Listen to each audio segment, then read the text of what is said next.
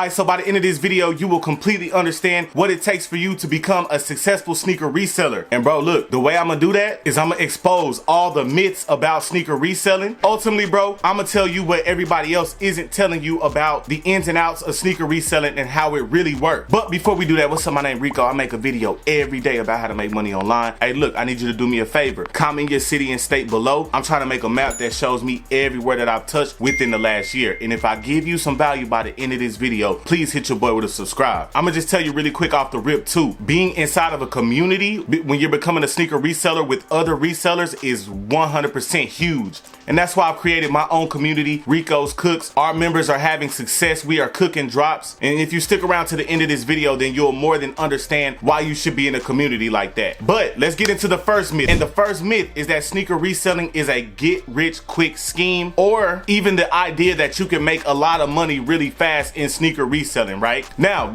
here's the thing. It is true. Some sneakers make money, no doubt, right? When you're talking about a Travis, you're talking about an Off-White, then of course. But here's the reality. We might get 4 or 5 of those in a whole year. And honestly, 4 or 5 is being generous. Before you even start making profit in sneaker reselling, you're gonna have to put in a lot of time, a lot of footwork. You're gonna have to go to the stores. You're gonna have to enter raffles. You're gonna have to have the time, right? Because you're gonna have to go in the stores almost every day to build those relationships. Like I was talking to a gentleman the other day and he was talking about backdoors, right? And if you don't know what a backdoor is basically the process of retail shops selling their inventory directly to resellers, bypassing pretty much the store. And so even with that, you can't just walk up to somebody and say, hey, Foot Locker employee, do you want to be my backdoor? You have to build relationships. You have to put that time in. Therefore, it is not a get rich quick scheme. Ultimately, the goal of this video isn't to scare anybody away from sneaker reselling. The goal of this video is to be 100% transparent with you about what sneaker reselling takes, because don't get it twisted. All these myths that I'm going to go over, if you're made of the right stuff, then you can navigate right around it and be 100% fine. The next myth is that all limited items, all limited sneakers will increase in value. Now, once again, while that's the case a lot of the times, especially with the current climate of the sneaker market today, that is no longer 100% the case. In fact, I get this question a lot. People like, hey, how do I know what's going to resell? How do I know what will increase in value? And there are a couple factors, right? So there's the supply, right? How many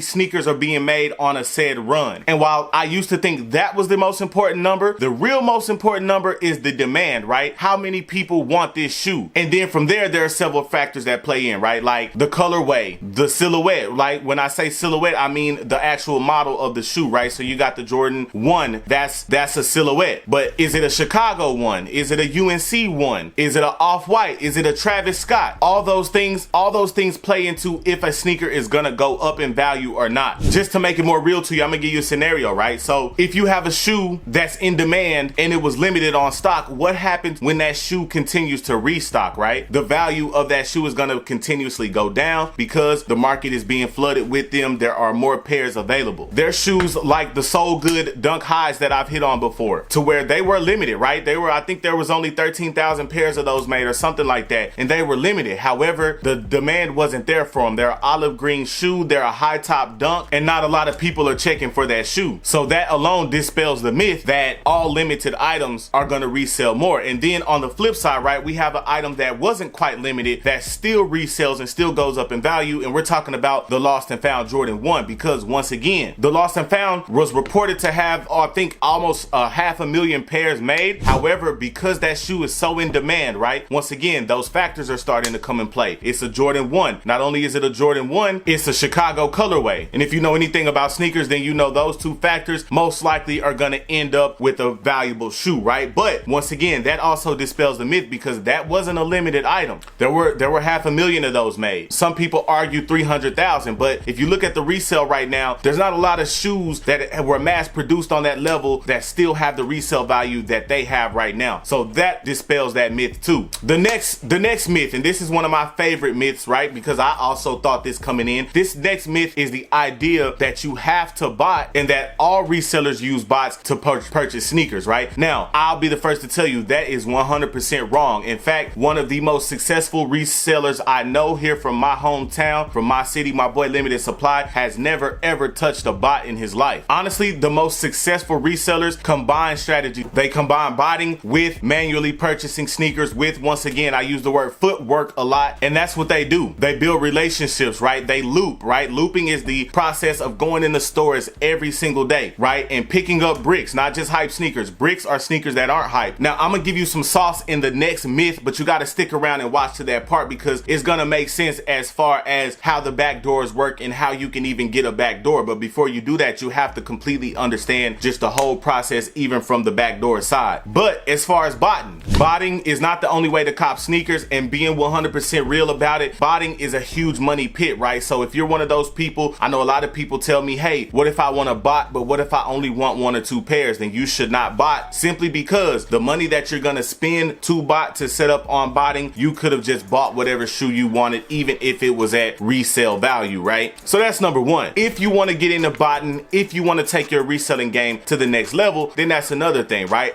What you could do is you can start off renting bots, right? You can rent bots through WAP, sometimes for as cheap as $5 a day, bro. They're gonna be more on drop day. However, you can start botting. I have videos that go deep into botting, and I will link those below. But I also have a video, if you don't want to just become a full out botter, I also have a video about how to use multiple accounts, right? To just up your chances, right? Because that's your only chance against the botters, right? But manipulating reward systems, right? Foot Locker Flex, Finish Line Status. I have videos that go into depth on that too, but simply put, these type of systems reward buyers, right? And once again, if you stick around to the next segment, it'll all come back full circle, and you will have a better understanding than the average beginner as far as the inside and out of how this works. Having multiple flex accounts, having multiple raffle accounts to where you can win these raffles, that's how most resellers do it, off of relationships and reward systems, honestly. So botting is not necessary to resell sneakers. Boom. The next myth, that sneaker reselling or even sneaker botting is illegal. That is 100% wrong. You could argue that it's unethical. However, illegal, no. Why? Because everything is being purchased, right? So let's talk about, remember in the last segment we talked about the back door, right? And you could even, people even think like, well, isn't backdooring illegal? No, it's not illegal, right? Because I'm gonna put you in a situation. Let's say you watching this YouTube video right now, you work at Foot Locker, right? You have your set, whatever you make per hour, and that's what you make, right? Now, let's say, just for argument's sake, the Panda Dunks, right? Let's say your store gets 20 of them. First of all, your store, and a lot of people don't know this, your store has to pay Nike for that. They have to pay Nike for that inventory, right? Stores don't get a discount. They pay retail for these shoes as well. So you, the store manager, you place that order from Nike or whatever, they're sending you the 20 dunks, and then you're gonna put them on the sales floor, right? So you've already spent that money. Now that you're clear with Nike, the only other thing that you have is doing right by Foot Locker, right? Your employer, right? So when these back doors are happening, they're not just passing them shoes out the back door per se, right? They're still being rung up, right? So Foot Locker is still recouping their money. Foot Locker is getting theirs. The difference is that you, the store manager, you're getting a cut on top of it. So you could come to me and you can say, hey Rico, look, I work at Foot Locker. I got 20 dunks back there. Give me 130 each and they're yours, right? 30 times 20, which would be how much you would profit per pair because you paid $100 retail for each. That's $600 for you. And sometimes you might not even make that in 2 days of working. So now you're starting to understand how the backdoor system works and why it'll probably never go away. But we're talking about the legality here, and there's nothing illegal going on. It's same with botting, right? All these items are being purchased. Nothing's being stolen. There's no laws against creating software to buy things. So none of it's illegal. Now, to piggyback on that a little bit more, I want to kind of further help you understand. I want to kind of tie it into something I was talking about earlier in the video, which is manipulating reward systems, right? And this is how you build those relationships. Okay, so boom, let's say I have a small sneaker shop and I'm a Jordan retailer, meaning I sell Jordans for retail out of my shop. Once again, the process of Jordan even letting me do that is so rigorous that what happens is that these stores, they're not just getting retros, right? The Jordan brand wants to offload some of that other stuff, right? Some of the bricks, right? Some of the stuff that we don't want, right? Me being a store manager and I have to take this shipment of Team Jordans with with this shipment of retros, I still have to sell these, right? So if you come in every day and you take some of these off my hands, then I might say, hey bro, hey man, look, I be getting this, I be getting that, and work with you and maybe become a backdoor for you because you're helping me out, right? So I know I went a little bit off topic, but I wanted to tie it in with the backdooring because a lot of people think that's illegal and it's not. Another myth is that, bro, sneaker reselling is a young man's game and that it's only for young people, and that could not be further from the truth. I mean, here's the reality, right? Michael Jordan played from 1985 to 1998. We ain't gonna count the Wizards years. So Jordan played from 5-6 years before I was born until I was 8 years old, right? I'm 32 now. So the people that were able to watch Jordan and really be captivated by this brand are actually 10 to 15 to 20 years older than me right now, and I'm 32. So you could even argue